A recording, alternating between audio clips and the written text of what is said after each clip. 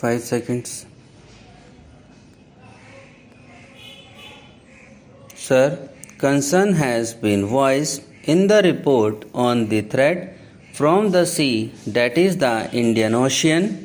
It is so a little obvious that the old colonial countries and those who have a little hand over that outlook have not forgotten the showing the flag through the old gun-boat diplomacy, or now in modern parlance called force diplomacy, especially the superpowers who tend to interact into local disputes and get opportunities for intervention in such matters.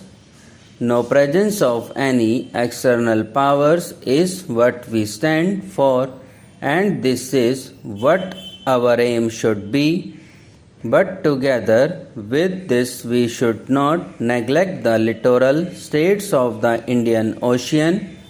4 of these littoral states have got a very modern, well-developed submarine arm. 7 of them have got the latest guided missiles, and one of them has made a very big base right next to the neighbor in the west into the Indian Ocean, which looks meaningfully. I am saying this because we should not be caught up in the Diego Garcia affairs, but we should view the whole situation with more practicality. The only way to solve this problem in time to come is to build up our own naval power.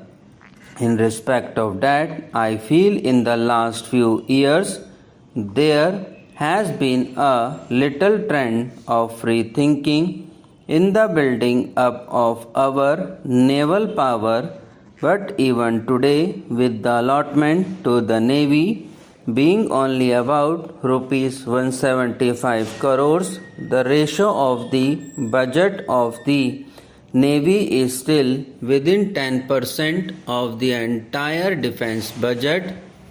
Modern countries having a navy worth the name are spending at least 1/3 of their defense budget on the navy.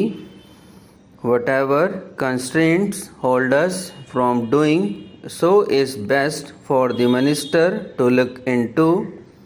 But my plea would be that the Navy deserves much greater attention than it has so far received. I must compliment the Navy for its fine turnout, as I had the privilege of viewing the Naval Review recently held in Bombay, and it certainly was a stirring sight to see the Navy and all its ships displaying very good morale.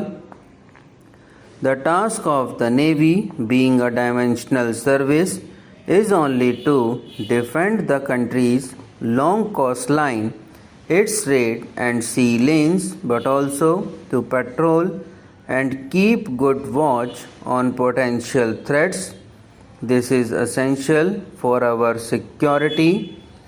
Coming to the Air Force, which rates as the 5th or 6th largest in the world, it has had a very high record, and under the new Air Chief of Staff, I am sure it will continue to keep this record up. But there are 2 main deficiencies which have been felt for long and debated in this house also. One is the deficiency in the strike arm. We do not have a proper plan to do this job.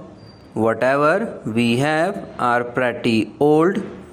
We need new aircraft to replace the outdated aircraft, which will be fast, safe, and which have all the machinery of the latest type and a good radius action over 300 plus miles. Modern targets are very difficult to hit as they have new defensive weapons known as precision guided missiles.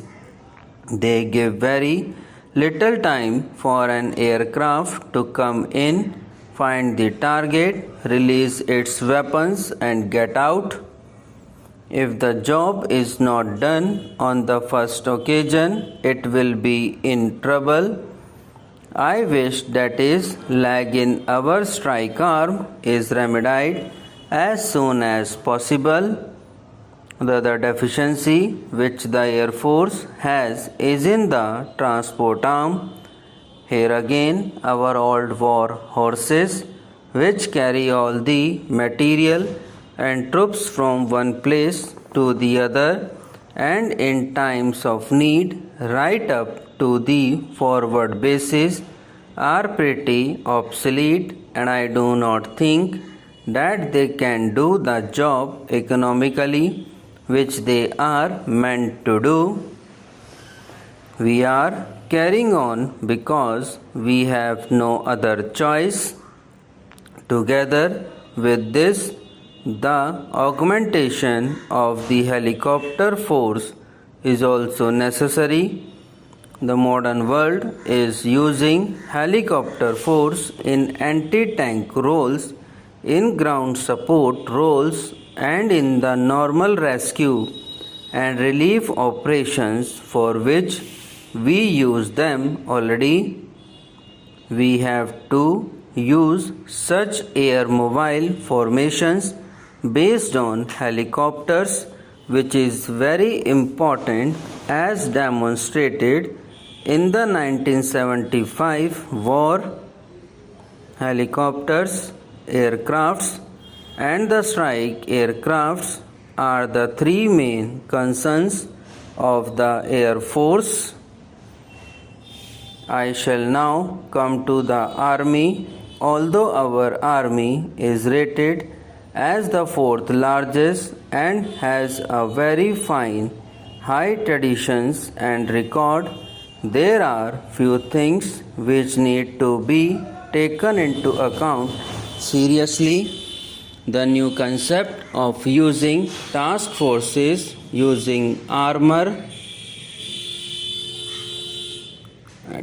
the new concept of using guided missiles and helicopters in an integrated manner is the thing that makes a devastating dent in any attacking force, and this concept has to be seriously used and perfected. Therefore, I would like to say that the Army needs to have all these things taken into consideration very seriously. Subscribe now and press the bell icon. Never miss an update.